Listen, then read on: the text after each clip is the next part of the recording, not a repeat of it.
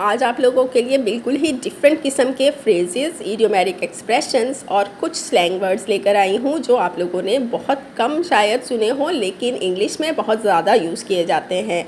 तो स्टार्ट करते हैं। सबसे पहला है हमारे पास अ गिनी पिग।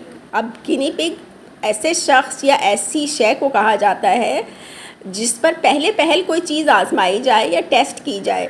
मसलन एक एग्ज़ाम्पल देती हूँ कि अगर मेरी बहन जब मेकअप आर्टिस्ट बनने जा रही है और उसने सबसे पहले अपने मेकअप की जो प्रैक्टिस है वो मेरे फेस पर की है, तो इसका मतलब है उसने मुझे as a guinea pig use किया है।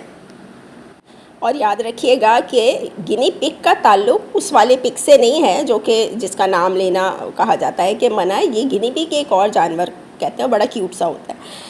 तो फॉरवर्ड चलते हैं हम। दूसरा हमारा जो हमारा जो फ्रेज़ है वो है गुड नेचर्ड बैंटर। गुड नेचर्ड बैंटर मतलब कहते हैं जैसे यारों दोस्तों के साथ हंसी मजाक करना, शरारत की कोई बात करना, लेकिन उसके अंदर कोई ऐसा तज़हीक का या इंसल्टिंग पहलू ना हो।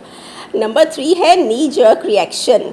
नी जर्क रिएक्शन अक्सर देखा होगा कि जब हमारी घुटने पे या हमारी कोहनी पे अचानक से कोई चीज़ ज़र्ब लगे तो एकदम से हमारा घुटना या हमारी कोहनी पीछे की तरफ मूव बैक करती है, तो वो पहला उसका रिएक्शन होता है। तो इसी को लेके इन्होंने रिएक्शन एक नाम निकाला है कि फ़ौरी रद्द अमल। जैसी कोई बात हो रही है तो हम बग़ैर सोचे समझे फ़ौरी रद्द अमल देते या कोई ऐसी जवाब में कोई बात कह दे तो उसे कहा जाता है नी जर्क रिएक्शन। और नंबर 4 पर जो हमारा एक फ्रेज़ है वो तो बहुत ही इंटरेस्टिंग है, उर्दू में भी और इंग्लिश में भी।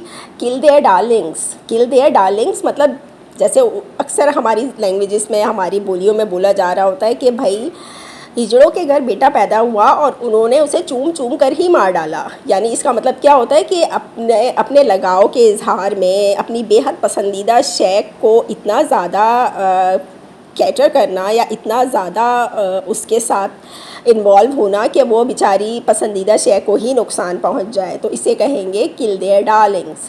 और नंबर 5 पर है साइड हसल्स या साइड गिग्स। जैसे साइड बिजनेस कहा जाता है कोई दूसरा कारोबार या अपने मेन काम के साथ साथ साइड बिजनेस किया जाए। आज की ये वीडियो कैसी लगी है मुझे ज़रूर बताइएगा। अगर इस तरह की और भी इंटरेस्टिंग किस्म के फ्रेजेस और स्लैंग वर्ड्स और साथ साथ इडियम्स सीखना चाहते हैं तो मुझे ज़रूर कमेंट सेक्शन में बताइएगा।